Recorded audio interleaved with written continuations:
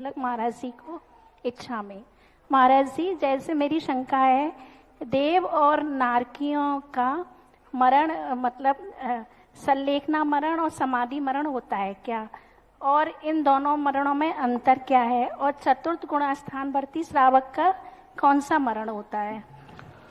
देव और नारकियों का सल्लेखना मरण कदापि नहीं होता, क्योंकि वो सल्लेखना ले ही नहीं सकते। उनके संयम के योग्य परिणाम ही नहीं होते। चतुर्थ गुणस्थानवर्ती की भी कभी सल्लेखना नहीं हो सकती, उसको आगम में बाल मरण कहा है। हमारे यहाँ मिथ्या दृष्टि का बाल मरण, अविरत सम्यक दृष्टि चतुर्थ गुणस्थानवर्ती का बाल मरण, देश स्मृति प्रतिमाधारी से लेकर आरिका तक बाल पंडित मरण, मुनि महाराज के मरण को पंडित मरण और अरहंत भगवान के निर्माण को पंडित मरण कहा गया। पूज्यवर शिवकोटि महाराज भगवती आराधना में, इसलिए चौथे गुण स्थान तक कोई मरण होता ही नहीं हो। देवता और नार की चौथे गुण स्थान से ऊपर जाते नहीं, इसलिए मानना चाहिए। महाराज जी, जैसे कि इसमें सल्लेखना मरण और समाधि मरण में अंतर क्या है? सल्लेखना मरण समाधि मरण एक सामान्य रूप से एक ही प्रकार का है, बस समाधि मरण जो है आकस्मिक होता है। जैसे इस समय हमारे पास विपरीत वातावरण बनिया, हमने समाधि ले ली, ध्यान में बैठ गए। और सल्लेखना में क्रम से बाह्य वस्तुओं का त्याग करते हुए शरीर और कषायों को दोनों को क्रश करते हुए जो शरीर छोड़ते हैं वो सल्लेखना कहलाता है।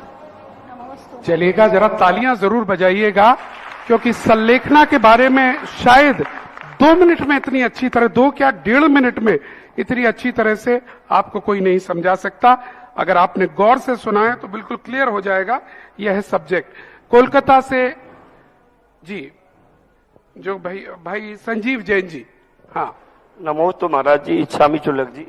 मेरा सिर्फ एक ही जिज्ञासा है महाराज जी, अभिषेक की सही विधि क्या है? हम लोग डेली करते हैं, शायद उसमें कोई गलती हो रही हो, वो सुधार हो जाए। अभिषेक की सही विधि क्या है? उसी विधि को तो सिखाने के लिए मैं कमला नगर में गांव में गली घूम रहा हूं।